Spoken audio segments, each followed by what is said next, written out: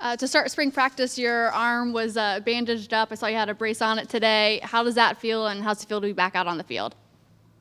Oh, it feels great. I mean, obviously, like having setbacks like that, it's not ideal. But I mean, the opportunity it gave me off the field to mentally learn more and to be more supportive of my teammates with a younger room now, so I get to kind of just help them take steps that I had to take when I first got here. So, I mean, I found the silver linings in it, and I've enjoyed this time.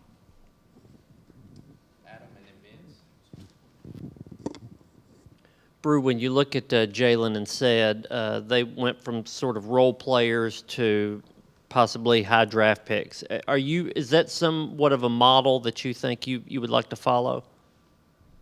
I mean, absolutely. I mean, it's more to it than that. It's like the work. I saw their preparation. I saw the way they attacked each day. So, yeah, there's a model to it. Obviously, you want to see yourself go as a high draft pick and the fruits of your labor, but it's a process and a grind, and seeing that they went through the same process I'm going through and the opportunity they have, it definitely shows the light at the end of the tunnel.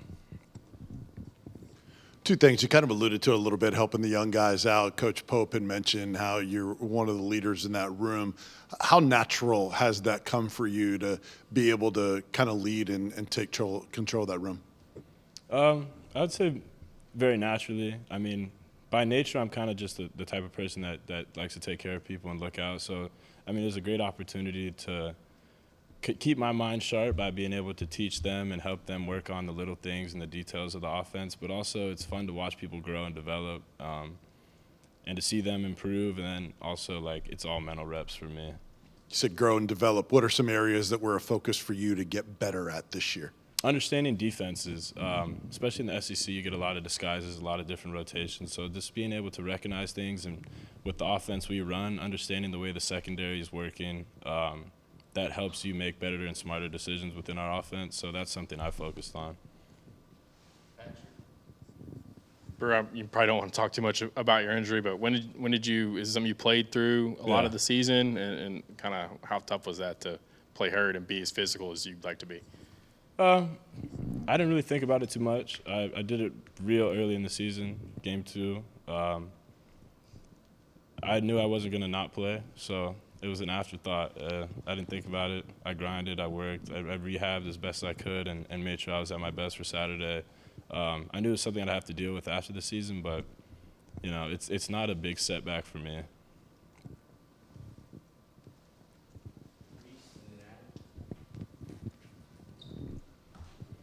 Obviously, it's year 2 for you in this offense. How much better do you feel like you have an understanding of the scheme and the offense now? I don't want to say night and day, but like similar to that. A lot better understanding of the offense, a lot more comfortable, and I have a better understanding of the broader goal of what we're trying to do, why we do certain things a certain way.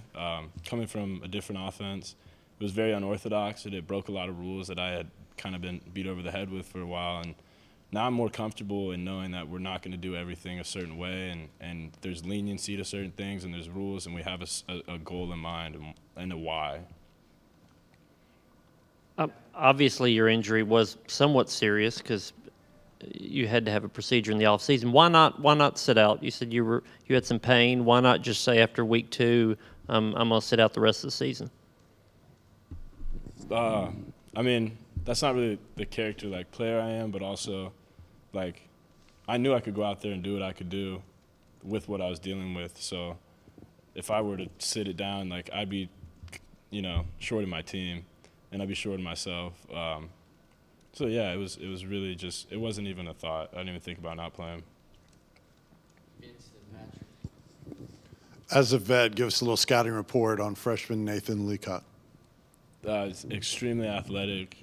He's hardworking. He's finding a way to learn the things we do and why we do them the way we do. It's an adjustment being a young guy. I mean, he's supposed to be in his second semester of high school with all his buddies at home, and he's here grinding with us. So he's done a great job of taking coaching, learning to develop, learning when to take a step back and see why you're being coached. But great athlete, like fast, like smart, intelligent football player, and I think he's got a really bright future. Bru, kind of sticking on with that, you got Chaz and Caleb too, second-year guys. What are you seeing from them, kind of their process as well? I think their confidence has gone up a lot. Both of them are like extremely hardworking.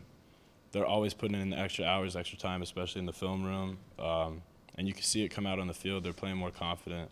They're playing like they deserve to get the ball and like they deserve to be on the field, where I think maybe last year they felt like it wasn't their role, and this year they're seeing it like, no, I can be a contributor and I can help this offense.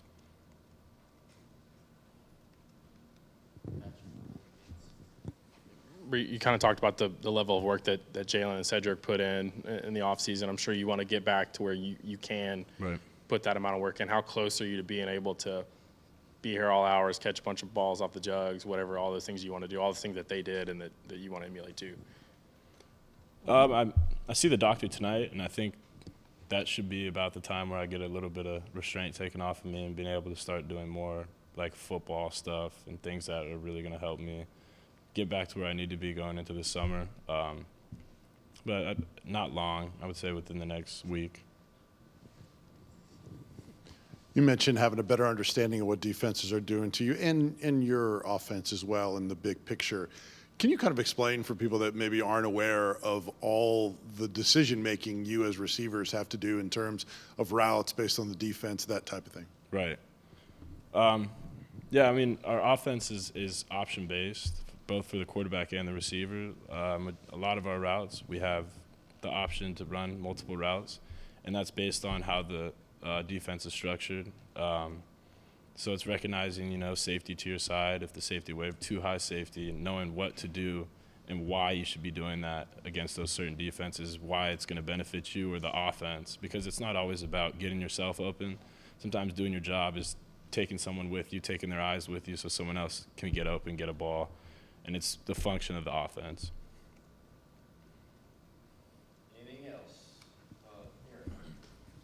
What's it like getting to know Dante Thornton, and what can he add to the offense to kind of make you guys even more dangerous?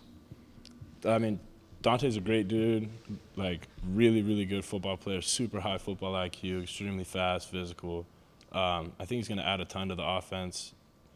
I think his athleticism, his ability to stretch the field, that pairs well with a guy like Joe that can throw the ball, a mile.